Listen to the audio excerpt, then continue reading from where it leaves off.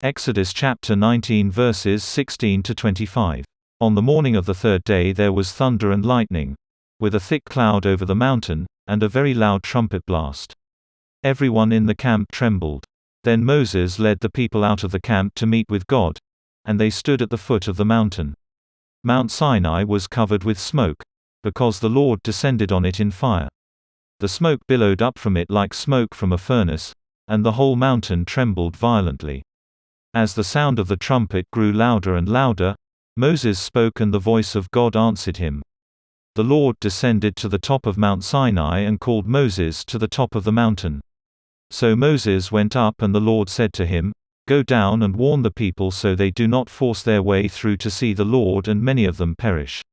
Even the priests, who approach the Lord, must consecrate themselves, or the Lord will break out against them." 23 Moses said to the Lord, "The people cannot come up Mount Sinai, because you yourself warned us. Put limits around the mountain and set it apart as holy." The Lord replied, "Go down and bring Aaron up with you. But the priests and the people must not force their way through to come up to the Lord, or he will break out against them." So Moses went down to the people and told them. Exodus chapter 20 The Ten Commandments. I am the Lord your God, who brought you out of Egypt, out of the land of slavery. You shall have no other gods before me. You shall not make for yourself an image in the form of anything in heaven above or on the earth beneath or in the waters below. You shall not bow down to them or worship them. For I, the Lord your God, am a jealous God, punishing the children but showing love to 1,000 generations of those who love me and keep my commandments. You shall not misuse the name of the Lord your God, for the Lord will not hold anyone guiltless who misuses his name. Remember the Sabbath day by keeping it holy. 6 days you shall labor and do all your work, but the seventh day is a Sabbath to the Lord your God. On it you shall not do any work, neither you, nor your son or daughter, nor your male or female servant, nor your animals, nor any foreigner residing in your towns. For in 6 days the Lord made the heavens and the earth, the sea, and all that is in them, but he rested on the seventh day. Therefore the Lord blessed the Sabbath day and made it holy. Honor your father and your mother, so that you may live long in the land the Lord your God is giving you. You shall not murder. You shall not commit adultery. You shall not steal. You shall not give false testimony against your neighbor. You shall not covet your neighbor's house. You shall not covet your neighbor's wife, or his male or female servant, his ox or donkey, or anything that belongs to your neighbor. When the people saw the thunder and lightning and heard the trumpet and saw the mountain in smoke, they trembled with fear. They stayed at a distance and said to Moses, "Speak to us yourself and we will listen. But do not have God speak to us or we will die." Moses said to the people, "Do not be afraid. God has come to test you, so that the fear of God will be with you to keep you from sinning." The people remained at a distance, while Moses approached the thick darkness where God was. Idols and altars. Then the Lord said to Moses, "Tell the Israelites this.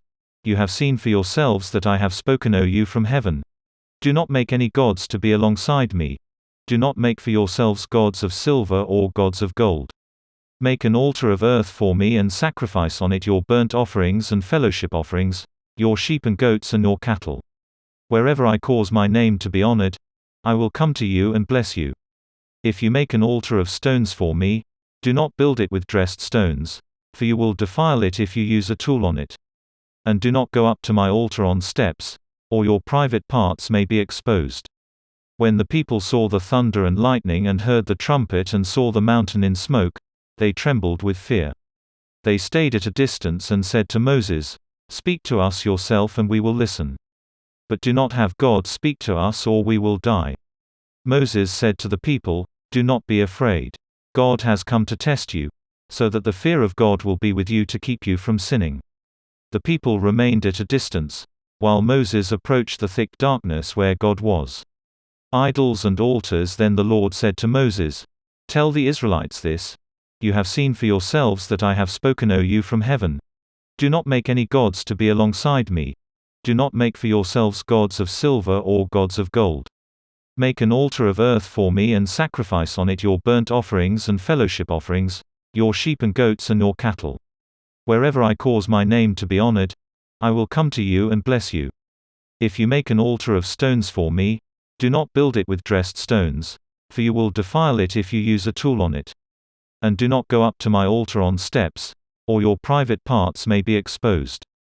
He must not deprive the first one of her food, clothing and marital rights. If he does not provide her with these three things, she is to go free, without any payment of money. Personal injuries: anyone who strikes a person with a fatal blow is to be put to death. However, if it is not done intentionally, but God lets it happen, they are to flee to a place I will designate. But if anyone schemes and kills someone deliberately, that person is to be taken from my altar and put to death. Anyone who attacks their father or mother is to be put to death. Anyone who kidnaps someone is to be put to death, whether the victim has been sold or is still in the kidnapper's possession. Anyone who curses their father or mother is to be put to death. If people quarrel and one person hits another with a stone or with their fist and the victim does not die but is confined to bed, the one who struck the blow will not be held liable if the other can get up and walk around outside with a staff. However, the guilty party must pay the injured person for any loss of time and see that the victim is completely healed. Anyone who beats their male or female slave with a rod must be punished if the slave dies as a direct result, but they are not to be punished if the slave recovers after a day or two, since the slave is their property. Matthew chapter 23 verses 13 to 39. 7 Woes on the teachers of the law and the Pharisees. Woe to you, teachers of the law and Pharisees, you hypocrites, you shut the door of the kingdom of heaven in people's faces. You yourselves do not enter, nor will you let those enter who are trying to. Woe to you, teachers of the law and Pharisees, you hypocrites, you travel over land and sea to win a single convert, and when you have succeeded, you make them twice as much a child of hell as you are. Woe to you, blind guides, you say, if anyone swears by the temple, it means nothing. But anyone who swears by the gold of the temple is bound by that oath.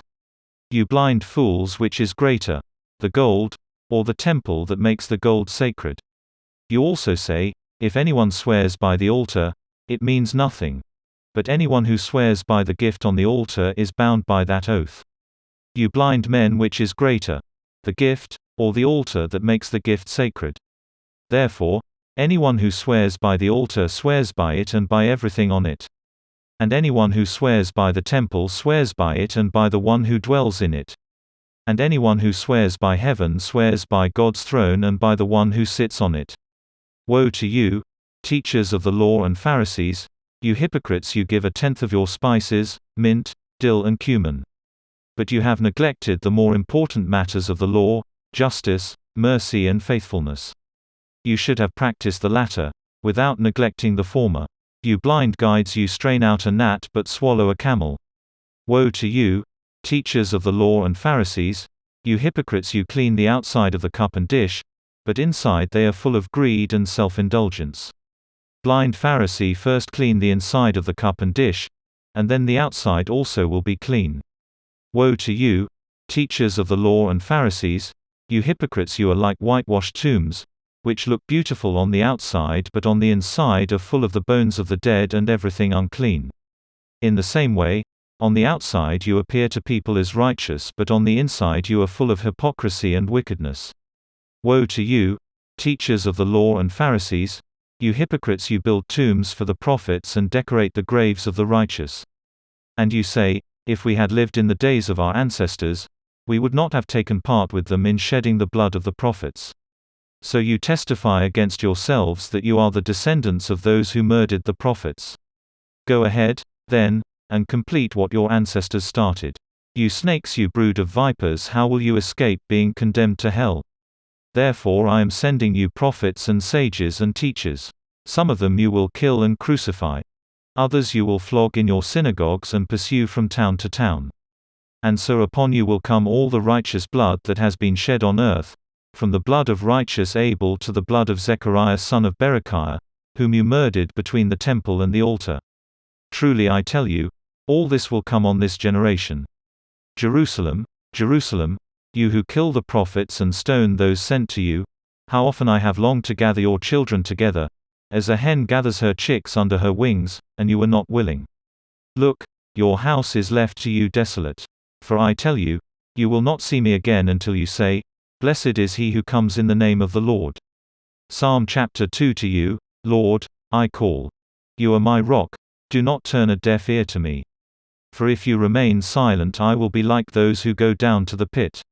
Hear my cry for mercy as I call to you for help, as I lift up my hands toward your most holy place. Do not drag me away with the wicked, with those who do evil, who speak cordially with their neighbors but harbor malice in their hearts. Repay them for their deeds and for their evil work. Repay them for what their hands have done and bring back on them what they deserve. Because they have no regard for the deeds of the Lord and what his hands have done, he will tear them down and never build them up again. Praise be to the Lord, for he has heard my cry for mercy. The Lord is my strength and my shield. My heart trusts in him, and he helps me. My heart leaps for joy, and with my song I praise him. The Lord is the strength of his people, a fortress of salvation for his anointed one. Save your people and bless your inheritance. Be their shepherd and carry them forever. Proverbs chapter 7 verses 1 to 5. Warning against the adulterous woman. My son, keep my words and store up my commands within you. Keep my commands and you will live. Guard my teachings as the apple of your eye. Bind them on your fingers. Write them on the tablet of your heart. Say to wisdom, "You are my sister," and to insight, "You are my relative." They will keep you from the adulterous woman, from the wayward woman with her seductive words.